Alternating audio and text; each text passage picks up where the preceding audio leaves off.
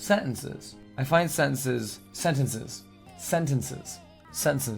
This paragraph needs a lot more sentences. Sentences. I've said the word sentence so much in this video that I'm starting to wonder if I'm even saying the word correctly. It's such a weird word to say over and over again. It doesn't even seem like a word. But sentences. Sentences are such a beautiful and motivational thing for me. I'll give you an example, the most recent example. I have a series that I'm doing based off of the Twitch streams that I'm doing called the Super Underdog Challenge. And it stems from the game FIFA 17 and what I'm trying to accomplish through it. I put the first episode on YouTube and VidMe, and it ended up as one of, I think, 3 videos so far that have ended up on the front page of VidMe. And if you don't know what VidMe is, it's a YouTube alternative. And if you go to vid.me/Magatoth, you can see my page there, and you can kind of follow it like the YouTube. But somebody left a comment on that video. Somebody by the name of Crackapoo. And all it says is, "You are screwed." Those 3 words, "you are screwed," have given me enough motivation today for me to put on a stream, make sure I record every little bit of it, and then this afternoon, while I'm working on this side project I have over here, I'm going to work on the next 4 videos of the challenge and put them up on VidMe and YouTube. I've got 4 days of footage so far.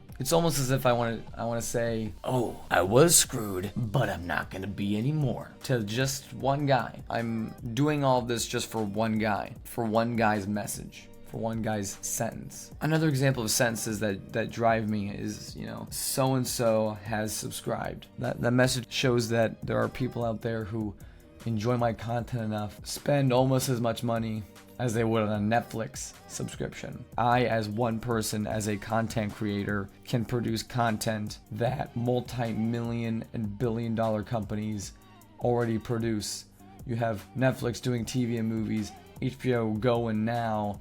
You have cable companies and sports packages, and yet I still am a branch off of that entertainment tree for one person, and that's crazy to me. And it makes me want to make more content. It makes me want to keep streaming. It makes me want to come up with another joke to say. Another example, I have this Frankenstein PC, this Franken PC that I'm working on, and this has been plaguing me for a week because I thought that the motherboard or the CPU was broken, and then Lens last night or 2 nights ago says, "Hey, you might have forgotten to plug a certain cable in," and I did, because there's a case fan that is as big as a double stuffed Oreo, and it was blocking that port and my line of sight to that port. I plug in the cable, I turn it on, it actually turns on and powers off, and I'm thinking to myself, oh my god, maybe I don't have to get new parts. I don't have to save up for a proper streaming PC, that I can use these outdated parts I used to use and that I've since upgraded from to make this Frankenstein PC. And so last night I just think to myself, let's just install Windows on. Let's just actually see if I can get this thing running. And you know what I did? I came home from work, half dressed, wife beater on. I installed Windows on it, had to use the top of the desktop to use as a mouse pad, and I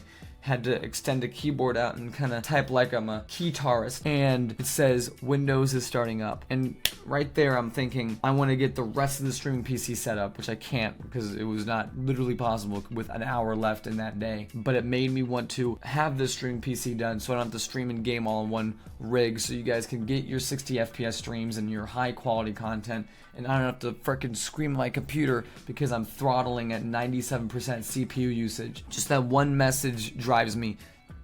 So many things in my life are driven by one message. I move from that one message onto a path that keeps going. Rarely does a sentence stop me in my tracks and keep me there. I am more driven by sentences than I am stopped by sentences. And I think most people should do that too. When something happens to you that stops you in your tracks, like a girl who says, "No, let's just be friends." A teacher who says you're missing out on a certain grade to pass the class. Whether somebody comes and tells you that a relative has passed, that you didn't get the job. There are many instances where a sentence can stop us in our tracks, but you shouldn't stop. That girl tells you, "No, let's just be friends." Are you just gonna stand there and sulk? No, use that message as a driving point and move on to something else. Somebody has passed, unfortunately, and it's okay to mourn, but you do not let that message stop you, that sentence stop you. You move on. You get that bad grade, or you don't have the grades you need.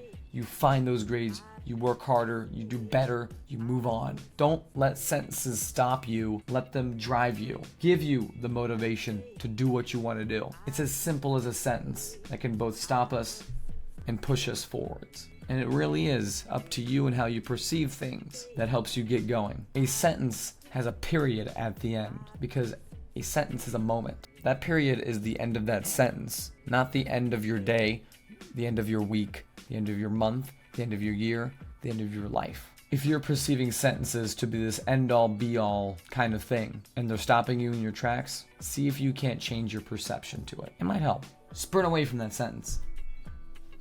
Leave it in the dust. And get on with it.